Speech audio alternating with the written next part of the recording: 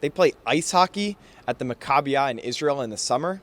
That's right, they sure do. And on Sunday afternoon, the USA Masters ice hockey team skated to a resounding victory over Europe. From the lowest point on Earth to the top of Masada, Day 3 of Israel Connect took the US delegation to some of the most scenic and historic spots in Israel.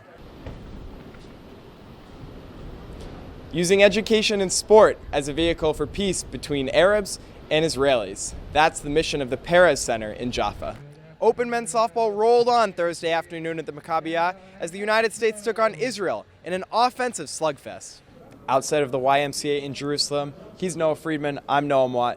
The U.S. Open men's basketball team just defeated France 90-76. Noah, how did they get this victory? And how does it feel being surrounded by tens of thousands of other Jewish athletes? I think that's the best part. There's just not another time in any of their lives when they're going to be able to experience this.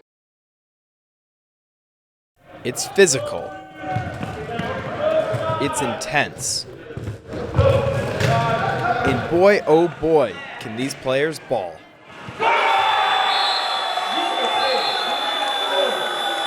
Alon Daron hit a miraculous buzzer beater on Tuesday, lifting the United States to a one-point thrilling win over Team Israel in wheelchair basketball. His shot quickly went viral, featured on NBC, ESPN, and tons of other social media accounts. I saw 3-2, shot it, and I'm not shooting to miss, so it was good. It went in.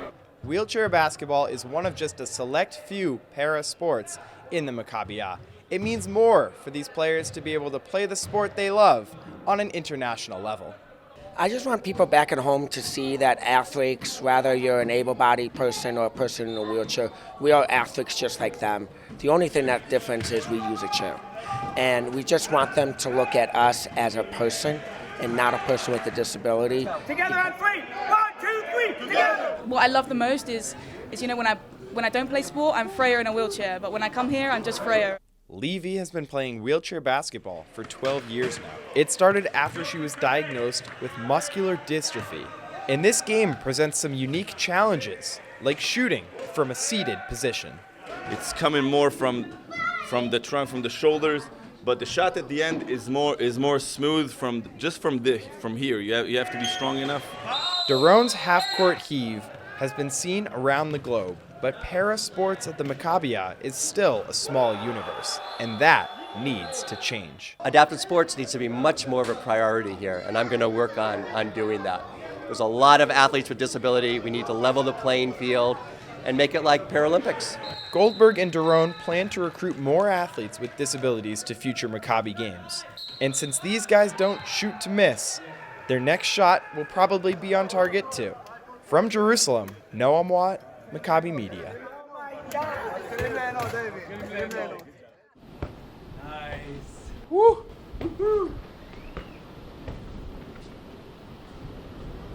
Using education and sport as a vehicle for peace between Arabs and Israelis. That's the mission of the Perez Center in Jaffa. The Maccabi USA Masters 45-plus men's soccer team and their children spent Friday learning about the way that soccer can change lives. They experienced firsthand the programming of the Perez Center and how it can break barriers, teach language, and bring different people together. In the end, what I found was that we're all the same. They may grow up in a different area, a different culture, speak a different language, but when they're on the soccer field, everyone's the same. They played games like Schneek, Schnack, Schnook. I jumped in and encountered success, but while all good things must come to an end, the group was ready to move on to soccer activities. Now, each activity has a purpose, whether it's to teach language,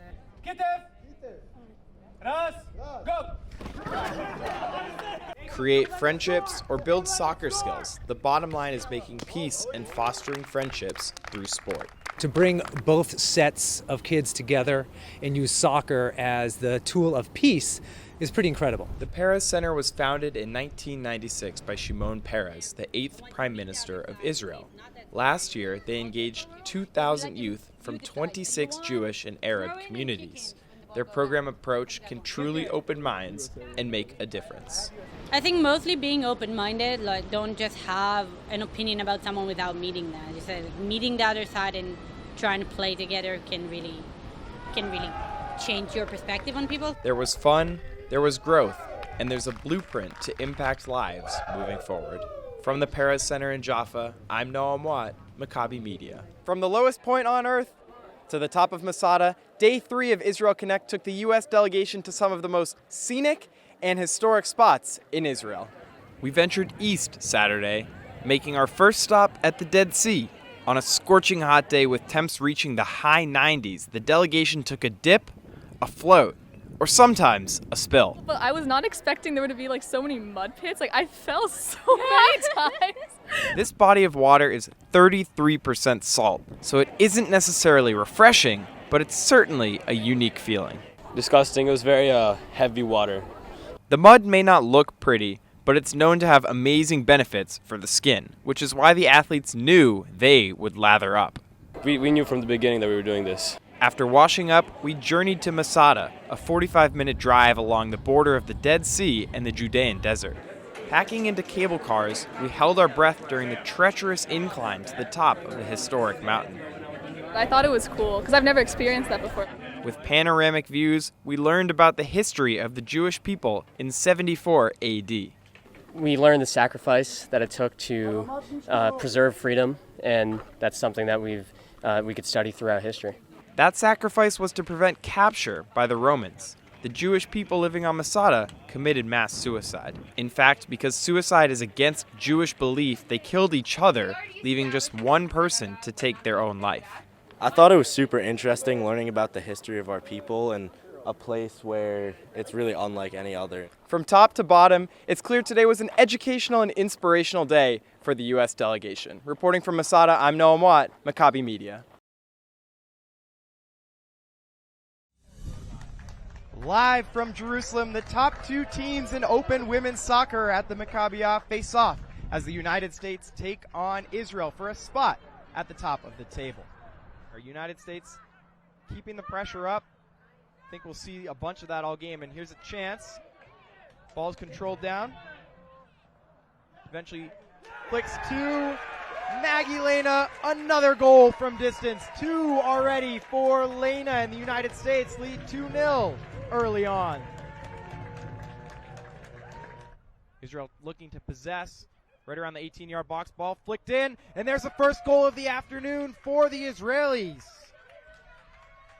Rahel Steinschneider gets Israel on the board in the 55th minute. They cut the deficit in half. It's the first goal the United States have conceded thus far. Here's Israel again putting the pressure on. They control back. And taken down just outside of the 18-yard box is Eden Avital. It'll be a free kick for Israel in a dangerous spot. Looks like Stav Arezi will stand over the ball.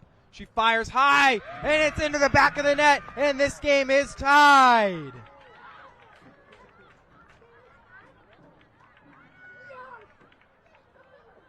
Stav Arezi ties this game up with an absolute laser. Israel just dominating possession here in the late stages of this match. Nice cross inside. Ball into the middle. Shot. Score! Israel takes the lead. And who else but Eden Avital, her 6th goal of the tournament. And Israel leads 3-2. What a comeback. 3 goals in the second half, just stunning the United States. And there's the final whistle. Israel comes from down 2-0 at halftime, shocking the United States with a 3-2 win. Prolific goal scorer Eden Avital, the game winner in the 88th minute to give Israel a 3-2 victory and give them the number 1 seed in the knockout round.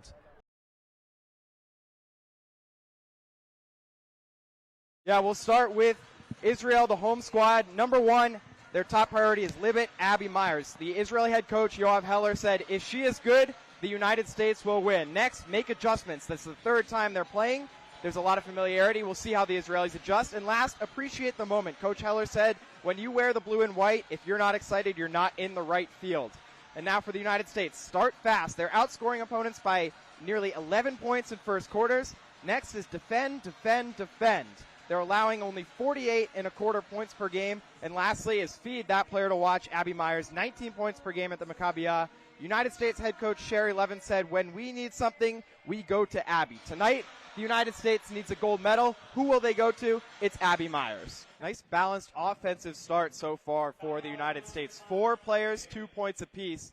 And right now what they're doing is getting to the rim at ease. Here you're going to see Abby Myers pick the pocket of the Israeli guard, go coast to coast. That's just about as easy as it gets. Take another look at this. Myers, the quick hands, and once she's in the open floor, I mean, it's game over for the Ivy League Player of the Year last season. That's right, she did. You'll get another look at this play here. Great feed down low. And Maddie Plank fights through the contact of the much smaller defender, finishes and one. Watch this fast break offense. Myers feeds Plank. Plank, a few power dribbles, goes up hard with the left hand, and although she's listed as just a guard, she makes these opponents look small. Here's another look at this pass from Abby Myers. One-handed touch pass just over the outstretched arms of Mia Nikolic. And an easy finish at the hoop for Tess Sussman. Up to 9 points already is Sussman. 16 points from Abby Myers as we get to see some of her best plays there. A steal. She goes coast to coast.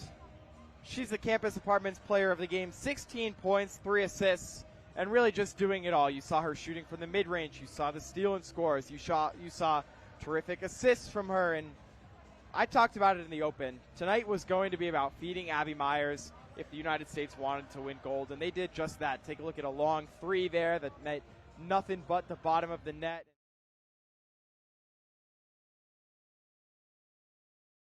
These teams are desperate for a win. Both come in at 0-2. Both already eliminated from medal contention, but they're playing for a spot in the consolation round. The top 8 teams in this tournament will advance to that consolation round.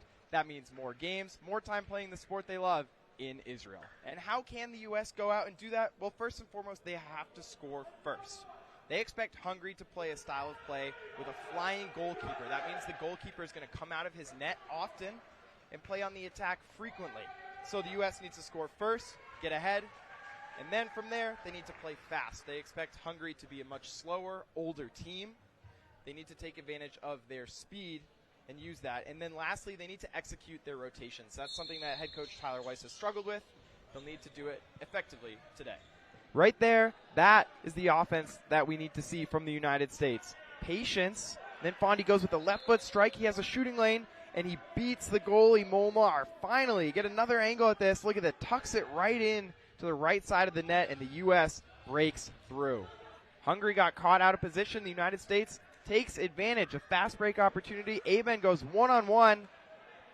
Shoots it. Looked like Molnar had a great look at it. Even got a piece of it. But it squirts under his leg and into the net. And it's 2-0 just like that.